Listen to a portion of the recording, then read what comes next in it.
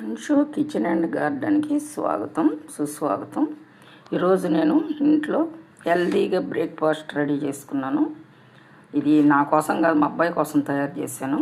చూడండి, 3 రకాల fruits, dragon fruit, ఇది కిర్నీకాయ, ఇది బొప్పాయి, ఒక ఎగ్, కావాలంటే ఇంకొక ఎగ్ కూడా పెట్టుకోవచ్చు. ఇదిగోండి స్ప్రౌట్స్, ఆనియన్స్, టమాటో, కొత్తిమీర, నిమ్మకాయ. ఇదండి మొలకెత్తిచ్చి అట్లే తినలేమనేసి కొంచెం బాయిల్ చేశాను. దాన్ని ఇట్లా కలుపుకొని ఇక్కడ పెట్టుకొని తినేయచ్చు. దాంట్లో కావాలంటే ఇదండి కొంచెం చాట్ మసాలా చల్లుకొని ఒక 2 నిమ్మకాయ పిండుకోవాలి. హెల్తీగా మనం బ్రేక్ఫాస్ట్ తినాలనుకుంటే ఇవి తినేస్తే ఇదండి చాట్ మసాలా వేసాను, కొంచెం నిమ్మకాయ పిండుకోవాలి, అంతేనండి. ఇదండి రాగి మాల్టు, 1 గ్లాసు రాగి మాల్టు.